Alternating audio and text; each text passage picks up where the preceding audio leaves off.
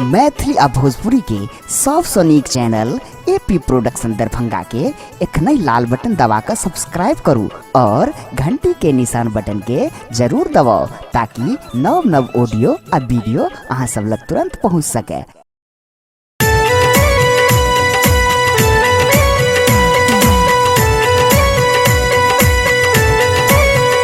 Presenting by AP Production, Music and Entertainment.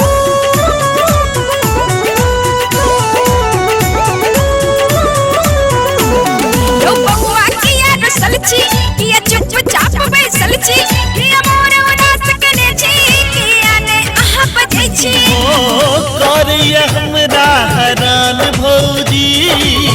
आहा के बहिन भेल जवान भौजी ओ करिया हमरा हरान भौजी आहा के बहिन भेल जवान भौजी। यो बबुआ किया रसल छी किया चुपचाप बैसल छी किया मोर उदास कने छी किया ने आहा बजै छी ओ करिया हमरा हरान भौजी आहा के बहिन भेल जवान भौजी ओ करिया हमरा हरान भौजी आहा के बहिन भेल जवान भौजी।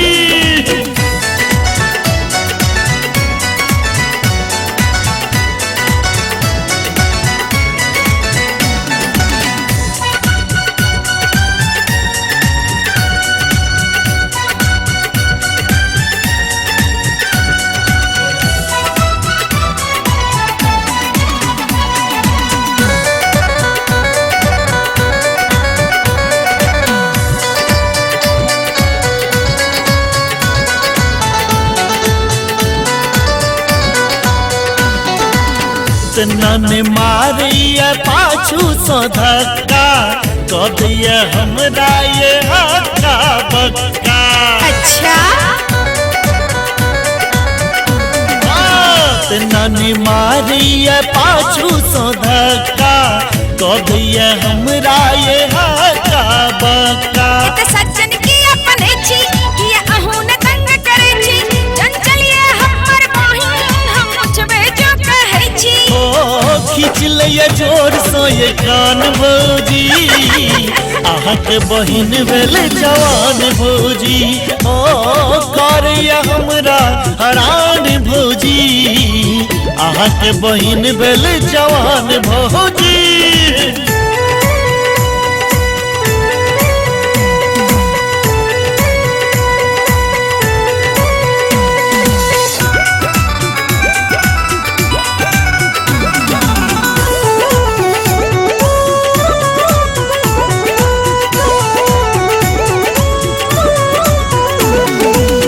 ओढ़नी ओ अपन हमरा मुँह पर उड़ावे लव स्टोरी भौजी हमरा बतावे से की बुझलो ओढ़नी ओ अपन हमरा मुँह पर उड़ावे लव स्टोरी भौजी हमरा बतावे किछ कहू के मन में आता हे यो हमरा आहा बताबू सब दोस्त ने दिया बहिन के हमरा ने आहा पढ़ाबू कहिया हमरा ओ जान भौजी आहा के बहिन भेल जवान भौजी ओ करिया हमरा हरान भौजी आहा के बहिन भेल जवान भौजी।